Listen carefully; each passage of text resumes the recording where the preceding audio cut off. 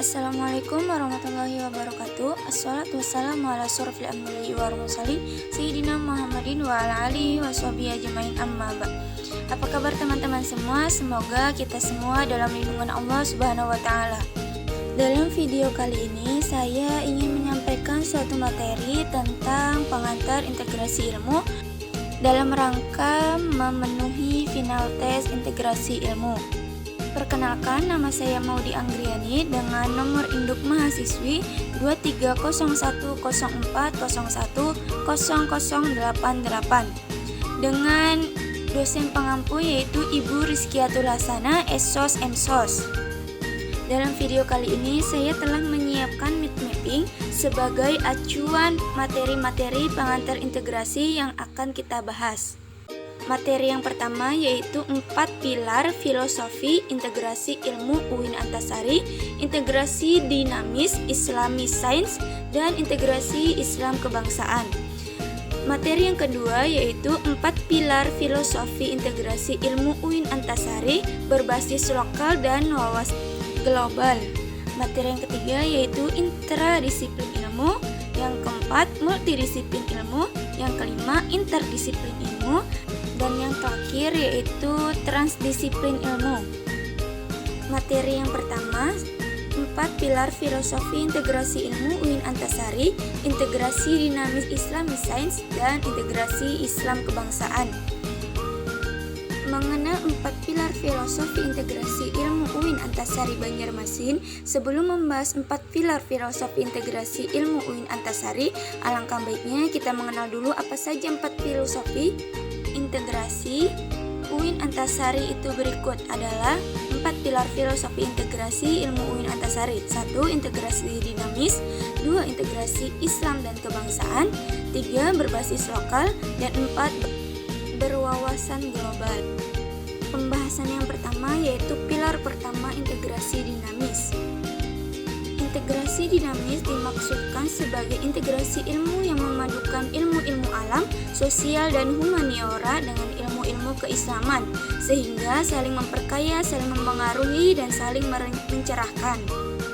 Gagasan integrasi ilmu yang dinamis ini sesuai dengan pandangan Islam bahwa ilmu bisa dipelajari dari alam semesta dan manusia, bisa pula didapat dari kitab suci atau wahyu. Islam mengajarkan alam semesta adalah ayat, sebagaimana Al-Quran adalah ayat yang artinya tanda-tanda. Gagasan ini akan memungkinkan terciptanya ilmu-ilmu baru yang saling memperkaya, memengaruhi, dan mencerahkan. Pembahasan yang kedua yaitu pilar kedua integrasi Islam kebangsaan. Kajian-kajian ilmiah harus dilakukan melalui metode ilmiah yang objektif, berdasarkan nalar, rasional, dan pembuktian empiris.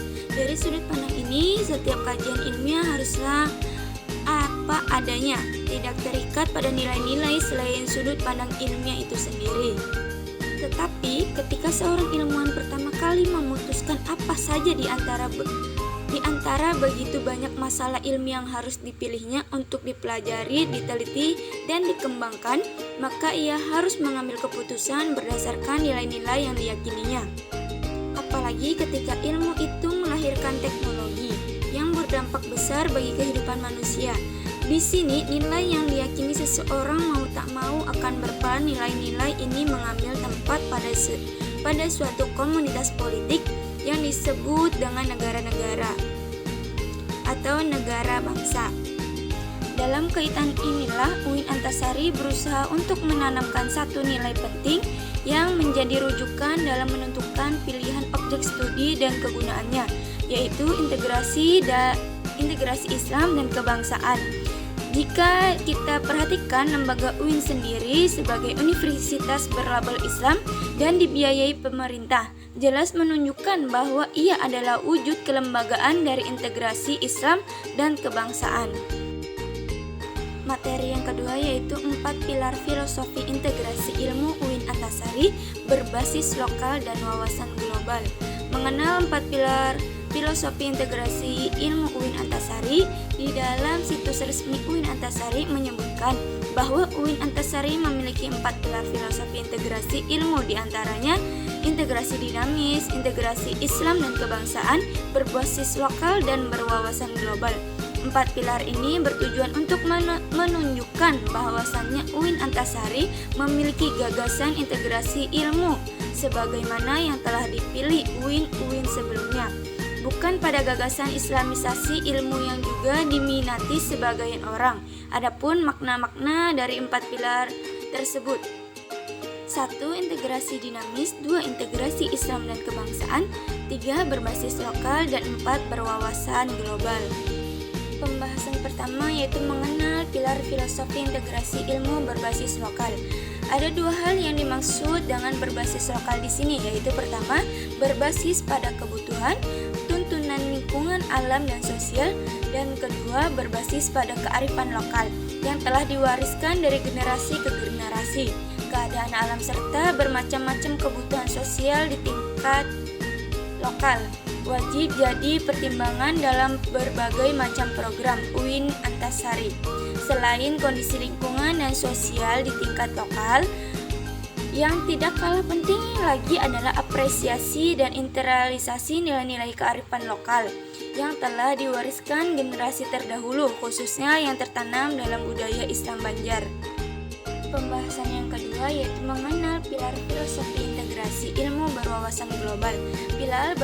Pilar berwawasan global UIN Antasari di Banjarmasin menekankan bahwa kajian keilmuan diperkaya dengan wawasan yang mendunia sebagai konsekuensi kehidupan modern era informasi dan globalisasi. Hal ini mencerminkan komitmen UIN Antasari untuk mempersiapkan mahasiswa dengan pemahaman yang luas tentang isu-isu global dan dampaknya terhadap masyarakat lokal.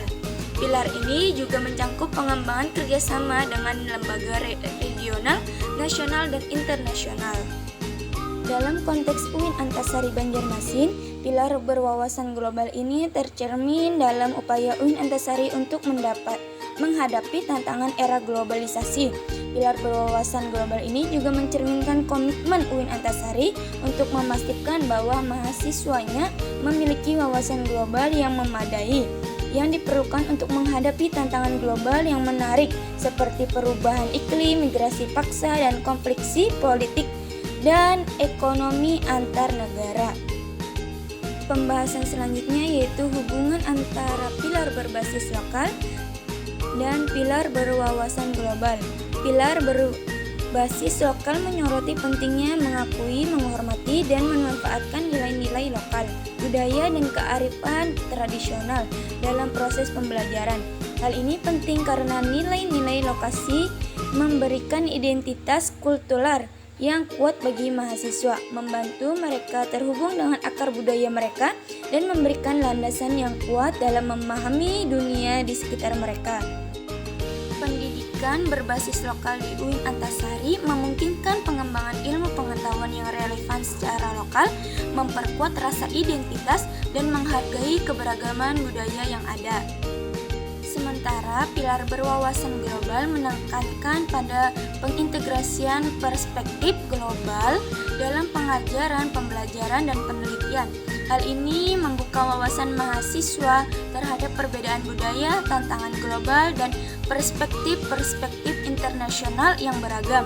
Pendidikan berwawasan global di UIN Antasari membantu mahasiswa untuk memahami kompleksitas isu-isu global, mempromosikan toleransi, serta mempersiapkan mereka untuk berkontribusi dalam skala global. Materi yang ketiga yaitu intradisiplin ilmu. Pembahasan yang pertama yaitu definisi intradisiplin ilmu. Intra adalah awalan yang menunjukkan indera di dalam, Menurut Kamus Bahasa Inggris, awalan intra berarti di dalam. Dalam Kamus Besar Bahasa Indonesia, intra berarti dapat dimaknai dengan kata di dalam, bagian dalam. Disiplin tersendiri dapat diartikan secara sederhana sebagai perasaan patuh serta taat akan segala hal yang berhubungan dengan norma, adat, dan hukum yang ada di masyarakat. Ilmu adalah pengetahuan yang sudah dikelompokkan, disistematisasi, dan diinterpretasikan sehingga menghasilkan suatu kebenaran objektif. serta sudah diuji kebenarannya secara ilmiah. Jadi dapat disimpulkan interdisiplin ilmu adalah suatu pendekatan yang hanya terfokus pada satu disiplin ilmu saja, tanpa adanya penghubungan dengan ilmu lain. Hakikatnya pendidikan memang merupakan salah satu kajian utama dalam ilmu pendidikan. Namun sekarang pendidikan telah menjadi kajian interdisiplin. Pembahasan yang kedua yaitu memahami konsep pendidikan sebagai kajian interdisiplin. Seperti yang sudah kita ketahui bahwa interdisiplin adalah studi yang hanya terdiri dari satu disiplin, yaitu suatu pendekatan yang hanya terfokus pada satu disiplin ilmu. Jadi pengembangan materi berdasarkan ciri dan karakteristik dari bidang yang bersangkutan. Dalam pendekatan menggunakan interdisiplin ilmu, kita hanya akan berhadapan dengan berbagai kelemahan yang muncul di mana kita hanya memahami disiplin ilmu ini saja tanpa memahami disiplin ilmu lain. Di dalam dunia akademik saat ini ditandai dengan keberadaan disiplin ilmu yang saling terpisah. Integrasi adalah kunci yang diperlukan untuk meningkatkan pemahaman. Memasuki materi keempat yaitu multidisiplin ilmu. Pengertian multidisiplin ilmu. Multidisiplin adalah pendekatan yang melibatkan minimal dua disiplin akademik untuk menyelesaikan suatu masalah tertentu melalui pendidikan, penelitian, dan lainnya. Pendekatan ini menggabungkan berbagai disiplin ilmu untuk mencari solusi yang lebih komprehensif dan efektif. Pendekatan ini mengakui bahwa fenomena kompleks seringkali tidak dapat dipahami sepenuhnya melalui satu disiplin ilmu saja, melainkan memerlukan perspektif dan kontribusi dari berbagai bidang ilmu. Pembahasan selanjutnya yaitu manfaat multidisiplin ilmu. Manfaat dari pendekatan multidisiplin ilmu sangatlah beragam. Beberapa manfaat utamanya meliputi A. Pemahaman yang lebih komprehensif, B. Inovasi dan pengembangan teknologi, C. Mengatasi masalah kompleks, dan D. Kolaborasi dan pengambilan keputusan berbasis bukti. Pembahasan yang selanjutnya yaitu penerapan multidisiplin ilmu pada ilmu sosial dan ilmu alam.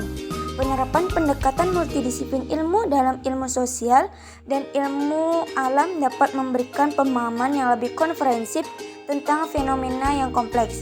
Berikut adalah beberapa contoh penerapan multidisiplin ilmu dalam kedua bidang tersebut. Yang pertama, ilmu sosial.